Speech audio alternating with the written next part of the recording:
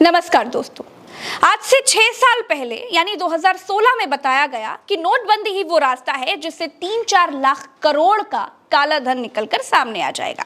इसीलिए नोटबंदी कर दी गई। दोस्तों, वीडियो आपको बहुत ध्यान से देखना है और बहुत ध्यान से समझना है।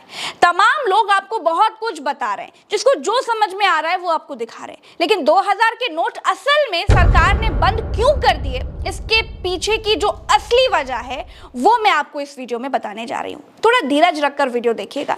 अगर आपके पास अभी समय नहीं है तो कोई बात नहीं, वीडियो को सेव करिएगा और रात में आराम से देखिएगा, जल्दबाजी में नहीं देखना। तो कहानी शुरू होती है 2014 से, जब रामदेव काले धन के लिए आंदोलन कर रहे थे, जब नरेंद्र मोदी 2014 का चुनाव लड़ रहे थे। बाबा रामदेव से लेकर नरेंद्र मोदी तक सब यही कह रहे थे कि देश में काला धन छिपा कर रखा गया है, विदेशों में काला धन बहुत ज्यादा जमा हो गया है, हमारी सरकार बनेगी तो हम काला धन लेकर के आएंगे। नरेंद्र मोदी ने तो ये तक कह दिया था कि हमारी सरकार आ जाएगी तो काला धन आ जाएगा, और काला धन आ जाएगा तो इतना काला धन आ जाएगा कि देश के हर आदमी को 15-15 लाख रुपए यूं ही मिल जाएंगे। मोदी की सरकार बन गई। सरकार बनने के तीसरे साल यानी 2016 में 8 नवंबर 2016 को 500 और 1000 के नोट बंद कर दिए गए, और ये बताया गया कि 500 और 1000 के नोट बंद करने से काला धन या तो निकल आएगा या फिर नोट बंद होने से काला धन बर्बाद हो जाएगा। लेकिन दोस्तों, आप देखिए, भारत में हुई नोटबंदी से केवल 1,30,000 करोड़ रुपए का काला धन निकला। आप ध्यान दीजिएगा दोस्तों, आजादी के बाद से 2016 तक देश में 1,30,000 करोड़ का काला धन जमा हुआ था, लेकिन नोटबंदी के महज 6 साल में, केवल 6 साल में यानी 2016 से 2022 के बीच में 500 और 2000 के 1,680 करोड़ नोट, ध्यान दीजिएगा, 1,680 करोड़ नोट गायब हो गए। अब 1,680 करोड़ नोटों को पैसे में काउंट करते हैं तो बनते हैं 9,21,000 करोड़ रुपए। यानी आजादी से 2016 तक नोटबंदी में काला धन 1,30,000 करोड़ निकला, और मोदी की सरकार की नोटबंदी के बाद मात्र 6 साल में 9,21,000 करोड़ रुपए गायब हो गए।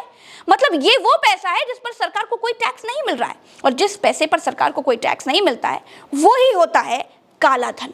तो मोदी सरकार जिस काले धन को खत्म करने के लिए नोटबंदी लेकर के आए थे, वो काला धन नोटबंदी के बाद 9 गुना ज्यादा बढ़ गया है। जब 9,21,000 करोड़ की नई करेंसी वाले रुपए गायब हो गए, मतलब काला धन बन गए, तो फिर सरकार के होश उड़ गए। सरकार को समझ में आ गया कि चले ते हरी बजे और बोतल लगे कपास। कुछ लोगों ने तो कह दिया कि होशियार कौवा गलत जगह पर गिर जाता है। मतलब जिस काले धन को खत्म करने के लिए नोटबंदी की गई थी, वो काला धन नोटबंदी करने की वजह से और ज्यादा बढ़ गया। लिहाजा सरकार ने 2000 का नोट छापना ही बंद कर दिया, और अब ये ऐलान कर दिया गया है कि 2000 का नोट अब बंद कर दिया जाता है, अब नहीं छपेगा। नरेंद्र मोदी ने पिछली बार की नोटबंदी टीवी पर आकर के रात 8 बजे की थी, लेकिन 2000 का नोट बंद करने का ऐलान टीवी पर आकर के नहीं किया। सोचो क्यों? क्योंकि उनको मालूम है कि नोटबंदी उनकी असफलताओं की जीती जागती इमारतों का एक फ्लोर है। नोटबंदी की गलती का एहसास मोदी को नोटबंदी के बाद हो गया था, इसीलिए तब ये बात कही थी। भाइयों बहनों, मैंने सिर्फ देश से 50 दिन मांगे हैं, 50 दिन। 30 दिसंबर तक मुझे मौका दीजिए मेरे भाई। अगर 30 दिसंबर के बाद कोई मेरी कमी रह जाए, कोई मेरी गलती निकल जाए, कोई मेरा गलत इरादा निकल जाए, आप जिस चौराहे में मुझे खड़ा करेंगे, मैं खड़ा होकर के